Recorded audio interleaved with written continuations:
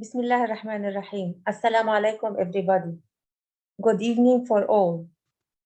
On the behalf of my colleagues and myself, I would like to thank the committee members to allow us to present our paper under the name of Comparing between the educational system in Palestine with the educational systems in Finland and Japan in the International Joint Conference. Let me first introduce my colleagues,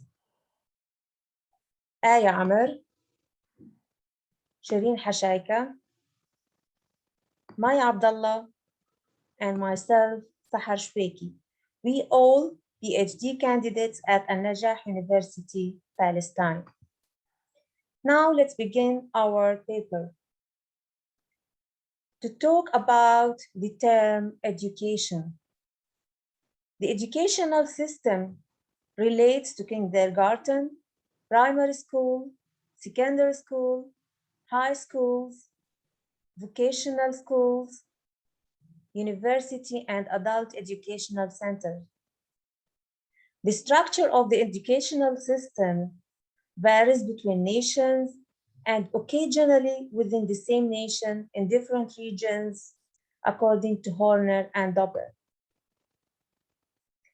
Now we are going to talk about the leading countries in the field of education.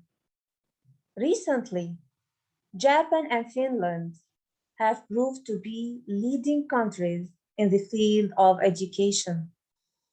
And this is due to a set of factors that help them in retaining leading positions in the education according to global standards.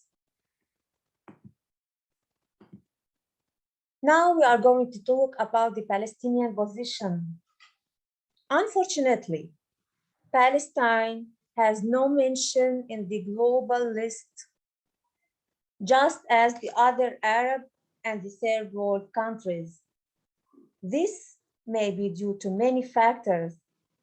The occupation is the most disturbing reason for this trait in the field of education. The educational system in Palestine. Now we are going to take a look about the educational system in Palestine. Education became the only hope for the Palestinian people after the 1948 Nakba, when many Palestinians were forced to leave their homeland in the diaspora. The role of Palestinian youth was the largest in rebuilding the new society according to the UNESCO 2018.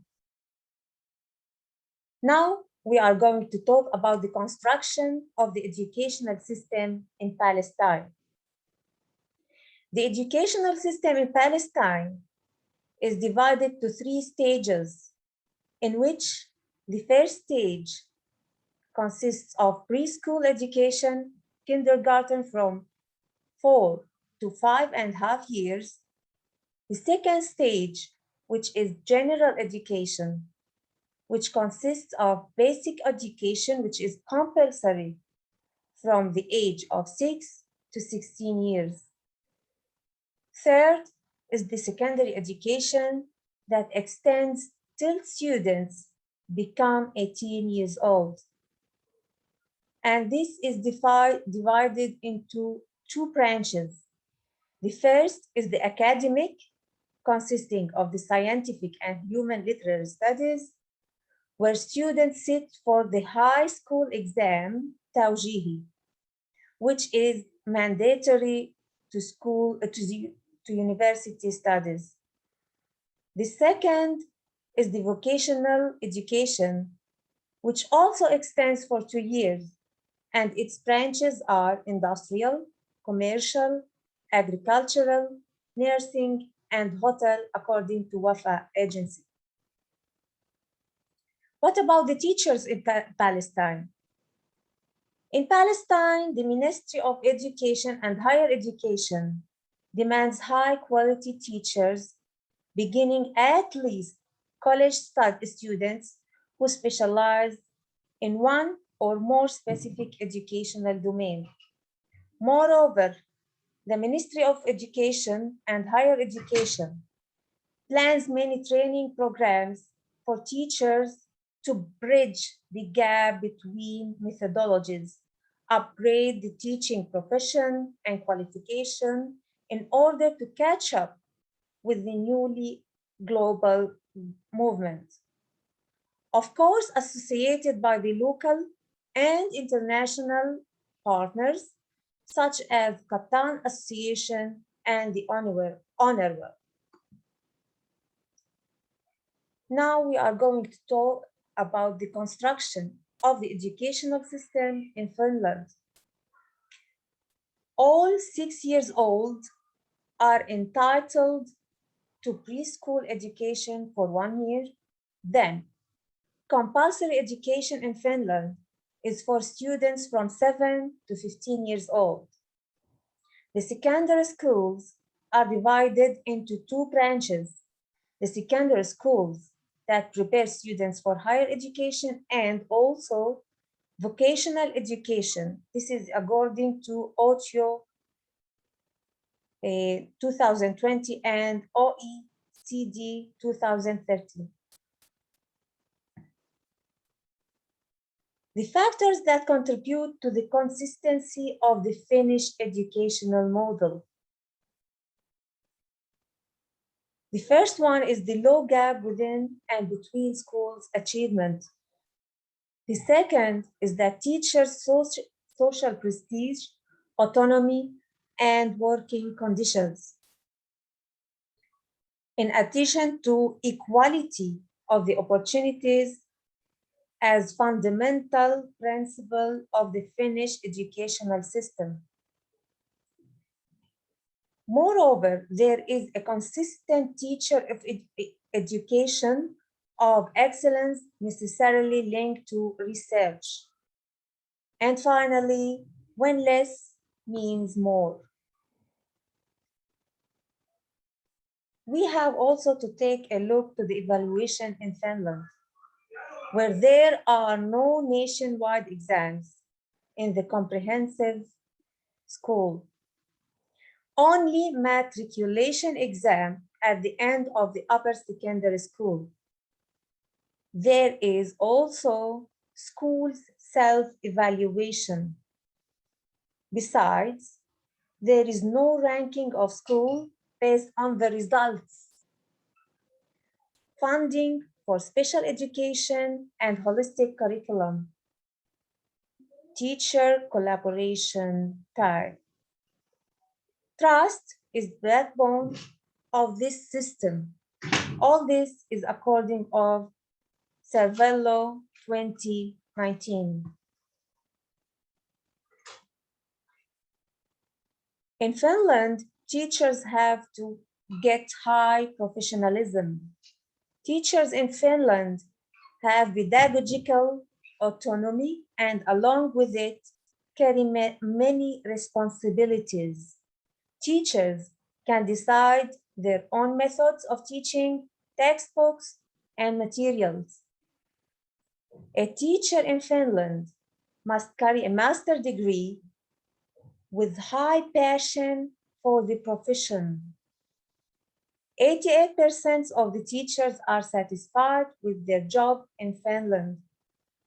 Most of the teachers, and this is interesting, of course, and school administrators are in their 50s, according to the European Union 2019. Now, if we took a look to the Finnish vision for schooling, we can see that it is very comprehensive. It relates to knowledge, skills, values, attitudes, and will. It takes care of the development as a human being and as a citizen.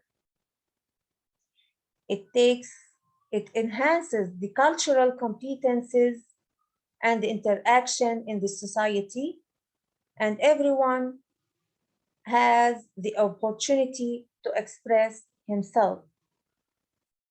One other vital aim is to activate the ICT competencies, which is a cornerstone to build a sustainable future for Finland.